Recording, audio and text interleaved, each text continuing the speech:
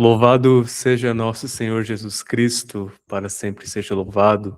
Seja bem-vindo, seja bem-vinda a mais uma aula de Introdução à Bíblia. Hoje, como você viu no título, para fazermos um resumo, uma síntese da história do Antigo Testamento, que geralmente é a parte da Bíblia que as pessoas mais têm dificuldade de entender, compreender ou terminar. Então, minha preocupação se deu muito por conta disso, de gravar essa aula. E eu quero fazer esse resumo, essa síntese do conteúdo do Antigo Testamento do modo mais acessível possível. Não vamos poder entrar nos detalhes mais técnicos, isso a gente vai deixar para outro momento. Então, a gente aqui vai estar preocupado com o conteúdo do Antigo Testamento. Lembrando que, como nos ensina a igreja, mais do que conhecer o conteúdo da Escritura, nós também precisamos entender a sua unidade, como tudo se conecta. Não apenas entre os livros do Antigo Testamento, mas do Antigo com o Novo. Então, vou compartilhar uma tela com vocês agora para fazer alguns rabiscos.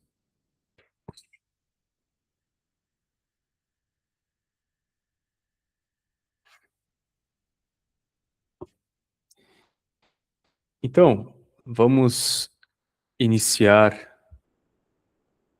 do começo. Né? Todos sabem que o Antigo Testamento começa pelo livro do Gênesis. O livro do Gênesis, ele, pelo menos nos seus primeiros 11 capítulos, vai nos narrar Deus dando uma forma, ou dando a forma e preenchendo o mundo. Nós também ali vamos ter a criação, a queda e a formação do gênero humano, né, da humanidade. Então, tudo começa, sabemos, por Adão e Eva, o primeiro casal. Eles vão formar uma aliança para com Deus, embora haja uma discussão entre os estudiosos se teria havido de fato uma aliança adâmica. Eu defendo que sim, e eu quero tratar desse tema, inclusive da aliança, com vocês em outro momento, até porque é um conceito chave para nós compreendermos aquilo de que eu falava, a unidade das Escrituras. Mas enfim, deixemos isso de lado por enquanto e voltemos ao relato. Então, eles formam uma aliança com Deus e essa aliança vai ser quebrada mediante o pecado original, o pecado das origens, o primeiro pecado da humanidade. Então, o gênero humano vai cair em pecado, vai ser a queda, o episódio da queda, e no entanto Deus vai prometer resgatar a humanidade. Aliás, se a gente pudesse resumir a história da Bíblia em poucas palavras, eu diria que seria a história do resgate que Cristo, nosso Senhor, fez da humanidade caída. É a história da salvação do gênero humano. E depois desse episódio da queda, Adão e Eva vão ter inicialmente 2 filhos, Caim e Abel. Sabemos que Caim vai assassinar Abel.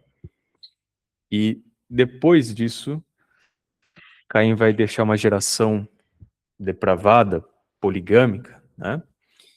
E Deus, como um meio de reparar isto, ele vai dar mais um filho ao casal, chamado Sete. Dessa vez, um homem temente a Deus, né? Que também vai deixar uma geração. Adão, inclusive, vai viver por muito tempo, né? A Bíblia fala mais de 900 anos, para expressar esse tempo vasto que ele viveu. E ele também vai deixar muitos filhos. Então, assim, a humanidade foi sendo povoada, né? até o momento que os descendentes de Adão vão se perverter, né? Especialmente quando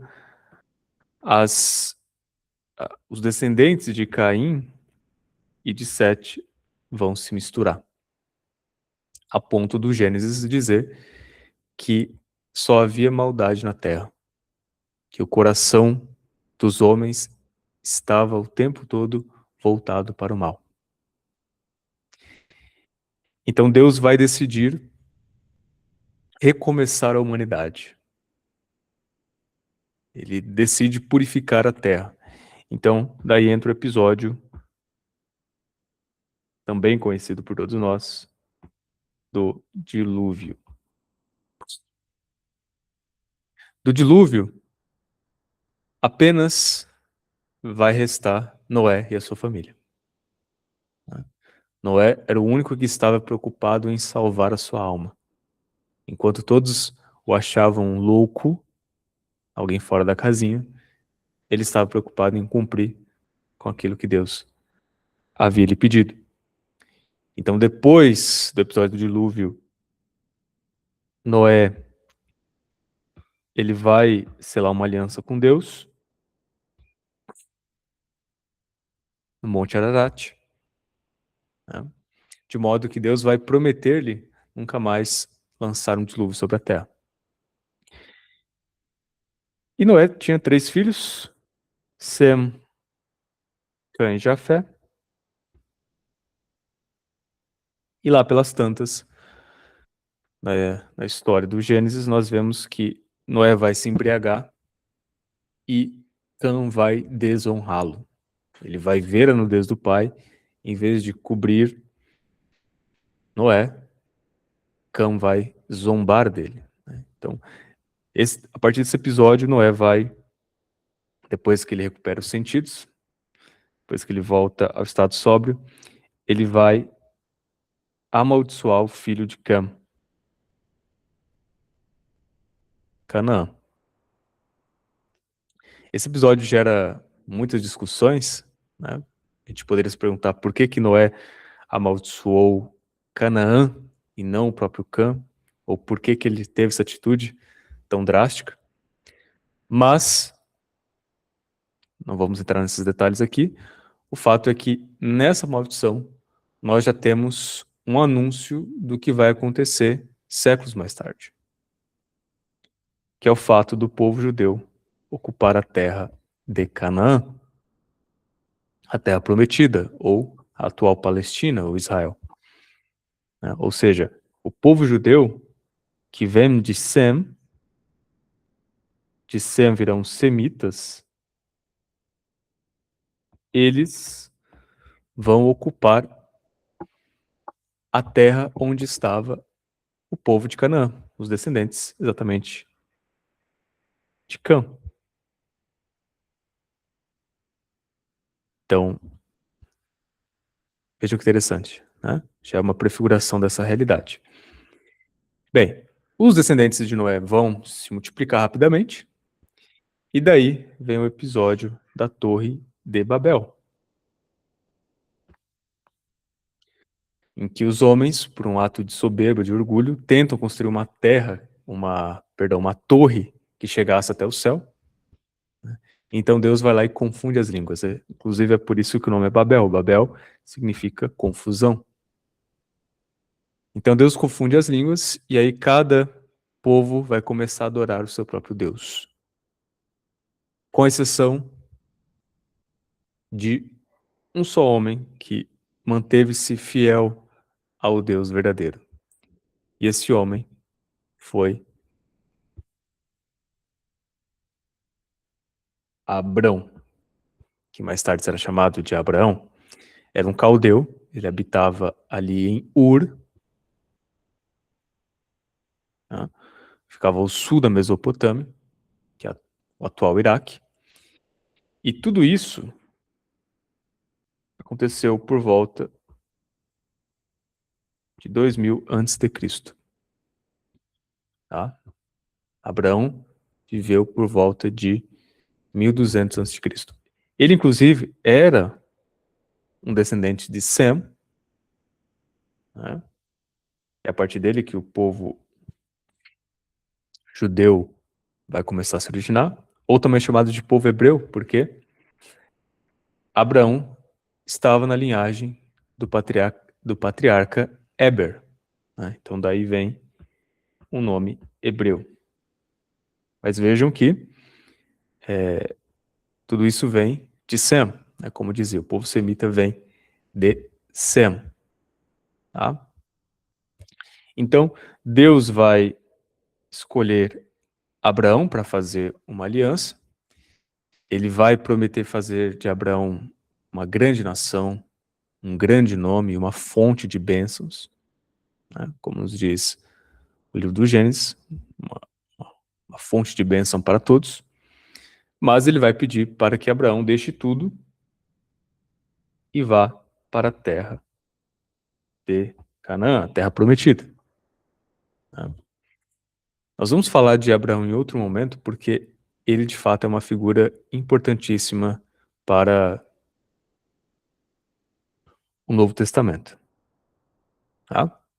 Bem, então Abraão, seguindo a história, me perdoem pela letra, né? Abraão ele vai ter Isaac, Isaac vai ter Jacó, ou Israel, né? Porque ele vai ter seu nome alterado para Israel.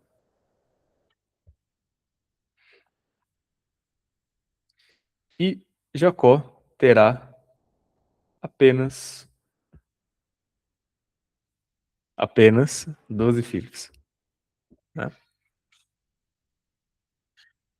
Apenas 12 filhos. Ruben, Simeão, Davi, Dan, José. Né? Não vou aqui citar todos os nomes dos filhos, mas José era o filho predileto de Jacó. E eu imagino que todos saibam a história.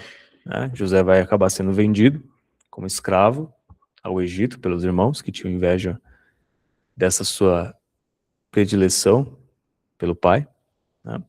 Só que José era um homem muito virtuoso, tinha dons, e ele vai conquistar a confiança e a estima do faraó lá. Né? Vai ver aquele episódio de fome sobre a terra, em que exatamente quando José ele consegue interpretar os sonhos do faraó, ele prevê que isso aconteceria, então ele consegue fazer com que o Egito se prepare para esse momento. Então, todos os povos iam até o Egito quando vem essa fome para buscar alimento. E aí é exatamente nesse momento que José reconhece seus irmãos e essa cena belíssima, né, do livro do Gênesis, e ele os convida, juntamente com seu pai, Israel, a habitarem ali no Egito, né? Ali no Gósen, ou Gesem, tá? Isso, tudo que eu estou falando para vocês, aconteceu por volta de 1900 a 1800 antes de Cristo, tá? Só para a gente ir se localizando aí na linha do tempo, tá? Então, assim termina o livro do Gênesis, né? Com a morte de Jacó e também com a morte de José. Depois, o livro do Êxodo, ele já começa nos falando que os israelitas se multiplicaram tanto sobre a terra, sobre o Egito, melhor dizendo, que o faraó os escravizou por medo de um possível levante. Né? E essa escravidão no Egito vai durar cerca de 400 anos. Muita coisa, né? 400 anos. Ao mesmo tempo que foi um período difícil, né, que eles praticamente não tinham uma liberdade religiosa, né, para cultuar o verdadeiro Deus, foi também um tempo favorável para o crescimento do povo judeu. Né? Ali também muito por conta das condições do Egito, né? O rio Nilo, o solo fértil, tudo isso dava alimento e segurança para eles, né? De modo que eles conseguiram crescer bastante. né? Mas a libertação de fato da escravidão só vai acontecer com a figura de Moisés. Moisés está ali no século 13, 1200 antes de Cristo. Então Moisés vai receber essa missão de levar os hebreus para a terra prometida, passando ali pelo deserto, mas o que era para ser uma travessia de semanas acabou se tornando uma longa viagem de 40 anos.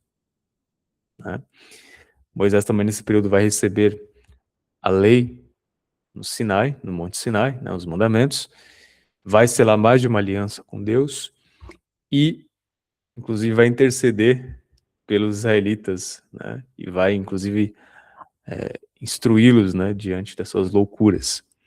Tudo isso está descrito nos livros de Levítico, Números, que tem esse nome porque neles são apresentadas as genealogias e a contagem dos israelitas, tá? E Deuteronômio, tá? Fechando assim o Pentateuco. Deuteronômio é aquela longa homilia, de Moisés, que longo sermão no qual também ele vai adicionando algumas novas leis, aliança, né? Então, Deuteronômio termina assim. Ele termina com Moisés apenas avistando de longe Canaã, sem nela entrar. Moisés não chega a entrar na Terra Prometida. Quem vai fazer isso é o Josué. Josué é quem vai introduzir o povo judeu, de fato, na Terra Prometida. Inclusive, uma curiosidade é que a tradução do grego, ou a tradução para o grego de Josué, é Jesus. Veja que interessante. Existe, inclusive, a gente poderia traçar, inclusive, um certo paralelo entre Josué e Jesus, mas não vou fazer isso nesse momento. Então, Josué vai, como eu dizia, introduzir o povo de Israel na Terra Prometida, vai expulsar os que lá estavam, os povos que lá estavam, e então o território vai ser dividido em 12 partes, em 12 tribos, que correspondiam aos descendentes dos 12 filhos de Jacó. Acontece que essas tribos elas vão ficar mais ou menos 200 anos vivendo sem um rei, sem um líder comum. O que unia essas tribos durante esse período? Era a descendência, era a história, eram as leis mosaicas. Esse é, inclusive, o chamado período dos juízes.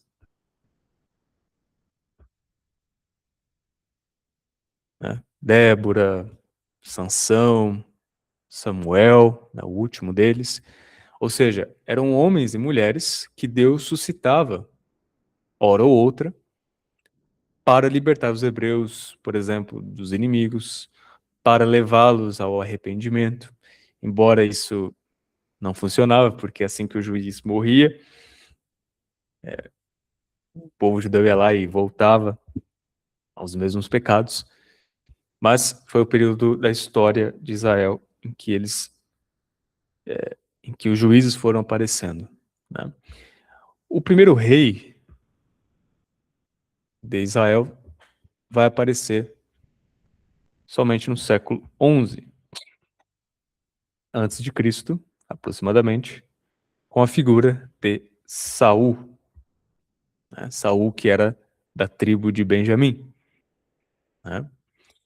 Depois de Saul, virá o grandioso Davi. Davi também, ali por volta de 1000 antes de Cristo.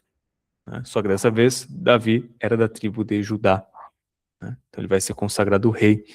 E Davi vai ser o mais importante dos reis de Israel. Diria até mais que ele foi o mais amado. Ele foi amado por Deus, ele foi amado por todo Israel. Inclusive, Davi significa exatamente isso, o amado. Agora, o que de importante fez Davi, durante seu reinado, né? Fez várias coisas, né? Várias coisas que eu vou citar apenas algumas, para a gente não ficar muito preso a isso. Mas antes disso, um fato curioso é que Davi, esse nome Davi, aparece mais de 1000 vezes nas Escrituras, no Antigo Testamento. Tá? Então, sem dúvida que é uma figura fundamental para o Antigo Testamento.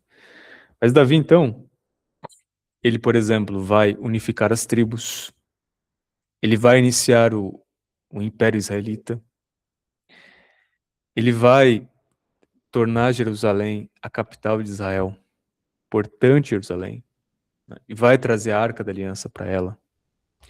Ele vai, por exemplo, fazer uma espécie de reforma litúrgica, introduzindo cânticos e hinos à adoração.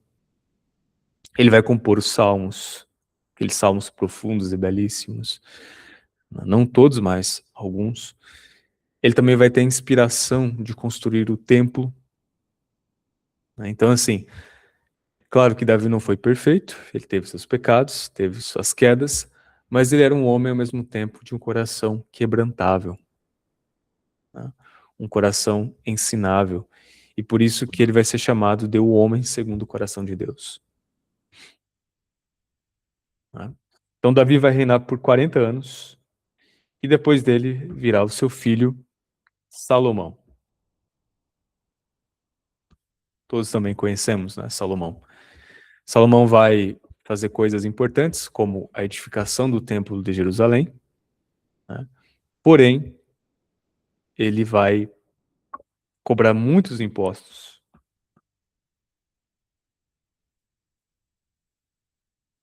além de, ao final da sua vida, cair em idolatria por conta dos seus não poucos casamentos, né? Não poucos mesmo casamentos, né?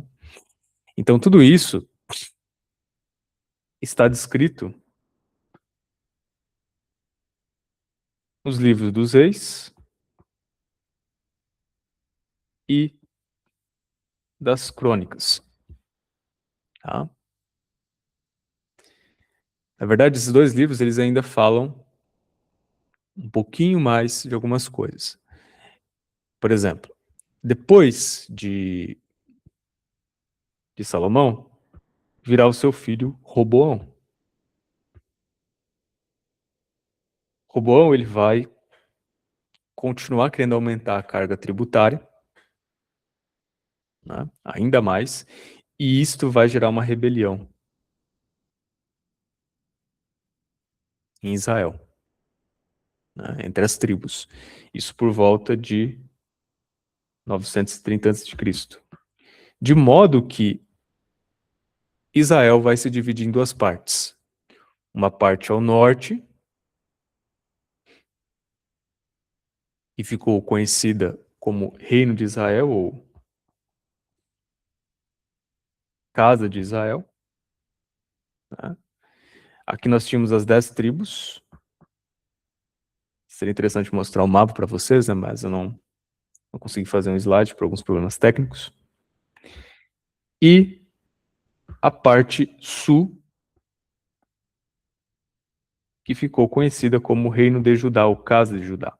Que nós tínhamos a tribo de Judá e a tribo de Benjamim.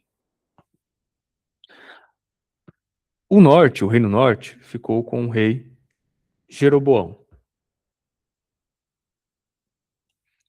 E essas duas tribos aqui ficaram fiéis ao rei Roboão. Depois aqui em cima, né, no Reino Norte, os próximos reis que virão serão todos perversos e idólatras, né? Já que em Judá houve uma mistura, alguns piedosos, outros nem tanto. Mas aqui no Reino de Israel, vale também mencionar que a capital ficou na Samaria, né? Então, enfim, houve essa rebelião por conta das cargas tributárias excessivas, né, os impostos excessivos que o Roboão queria continuar mantendo, de modo que depois dessa separação entre as duas tribos, entre os dois reinos, eles jamais se unirão. Nunca mais eles se uniram. Tá? E aí as coisas pioraram, porque em 722, aproximadamente, 721, por aí, enfim, finalzinho do século VIII, os assírios, eles vão derrubar o Reino Norte. Né? E aí as 10 tribos vão se espalhar pelo mundo, vão se misturar, vão se miscigenar, e daí vem inclusive o aramaico, vem povo samaritano, tá? E o mesmo vai se dar ali entre o século VI ao V antes de Cristo, com o reino de Judá, né? Mas dessa vez pelos babilônios. Eles vão devastar o reino de Judá, destruindo inclusive o templo de Salomão, né? O templo de Jerusalém, e vão levar boa parte do povo judeu como cativo para a Babilônia. Né? Tudo isso, repito, está contido nos livros dos Reis e das Crônicas. Tá? Bem, então os judeus eles vão ficar cerca de 70 anos na Babilônia. Né? É nesse tempo que vão surgir as sinagogas, os rabinos e também importantes profetas, como Ezequiel, Daniel. Tá? Esse exílio só vai chegar ao fim quando Ciro, o rei dos persas, ele vai conquistar o Império Babilônio e libertar os judeus. Né? Então, é o momento que vai iniciar esse retorno do exílio conduzido pelo príncipe Zorobabel,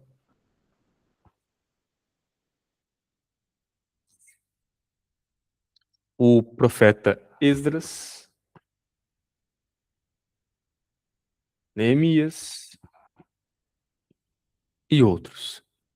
Né? Então, é o momento de retorno dos judeus para Jerusalém. E aí, quando eles retornam, em 515, por exemplo, antes de Cristo, eles tentam reconstruir o templo, né? Não é a mesma coisa, vai ser uma espécie de barracão. Né? Em 445, eles reconstroem os muros de Jerusalém. Então, quer dizer, a gente percebe que eles estavam voltando a ter uma certa prosperidade, pelo menos do ponto de vista material. Né? E tudo isso está descrito exatamente nos livros de Esdras e Neemias. O episódio do exílio na Babilônia não está descrito na Bíblia. O que nós temos são apenas algumas referências ao período no livro dos Salmos e também no dos Profetas. Tá? Então, bem, os judeus vão ficar, depois que eles retornam, eles vão ficar sob o governo dos persas até 330 a.C., quando chega o Alexandre o Grande. Alexandre o Grande vai derrubar os persas e os gregos então vão dominar Jerusalém.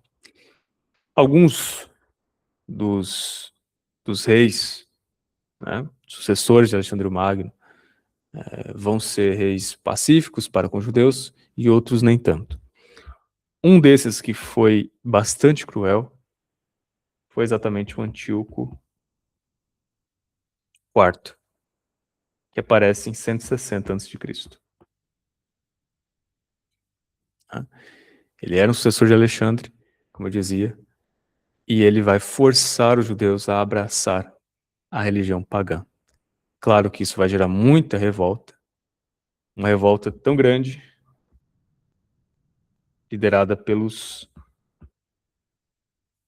Macabeus, ou também chamados de Asmoneus, e dessa revolta eles vão conseguir de fato expulsar Antíoco de Israel e governarem ali por cerca de 100 anos. Os Macabeus eram levitas, da tribo de Levi.